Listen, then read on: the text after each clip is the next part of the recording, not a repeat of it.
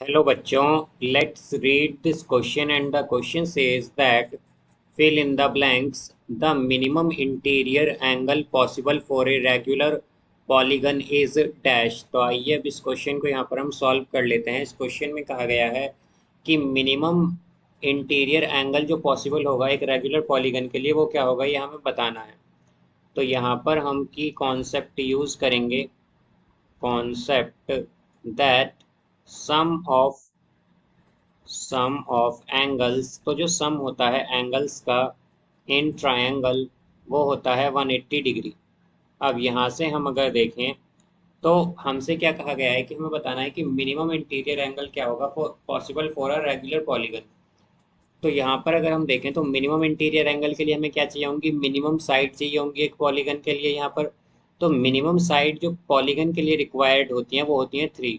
Minimum sides required required for a polygon, for a regular polygon, regular polygon is 3। तो minimum 3 side हमें चाहिए होती हैं एक रेगुलर पॉलीगन के लिए, या हम कहें कि रेगुलर पॉलीगन बनाने के लिए हमें, या कोई भी पॉलीगन बनाने के लिए हमें मिनिमम 3 साइड चाहिए होती हैं। बिकॉज अगर हमारे पास 2 ही साइड होंगी तो हम वहाँ पर एक पॉलीगन ड्रॉ नहीं कर पाएंगे। बिकॉज पॉलीगन क्या होता है, ये स्ट्रेट लाइन से बना हुआ क्लोज स्ट्रक्चर होती है, यहाँ पर स्ट्रेट लाइन से बनी हुई। तो अगर हम देखें तो ये हमारे पास क्या होगा, अगर हम 3 लाइन लेकर के एक पॉलीगन बनाएं तो ये कुछ इस तरह से बनेगा हमारे पास, ये हमारे पास एक ट्रायंगल बन जाएगा।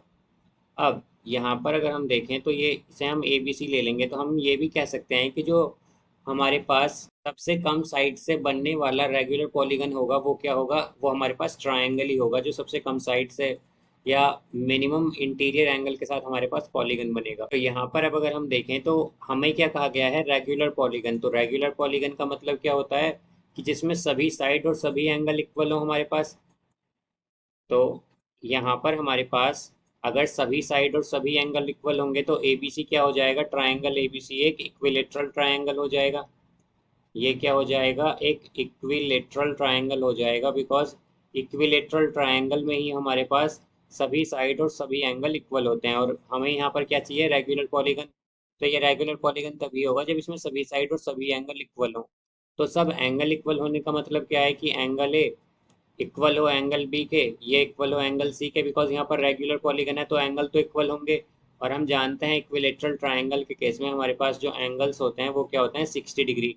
और ये 60 डिग्री इसलिए होता है बिकॉज अगर हम देखें तो तीनों एंगल का सम क्या होता है ट्रायंगल में, वो होता है हमारे पास 180 डिग्री। तो हम क्या कहेंगे, angle A plus angle B plus angle C is equal to 180 degree. अब हम जानते हैं कि एंगल ए इक्वल है एंगल बी के, एंगल बी इक्वल है एंगल सी के। तो अगर हम पुट करेंगे तो क्या आएगा, angle A plus angle B की जगह हम क्या रख देंगे, angle A plus angle C की जगह भी एंगल ए पुट करेंगे, इज इक्वल टू 180 डिग्री।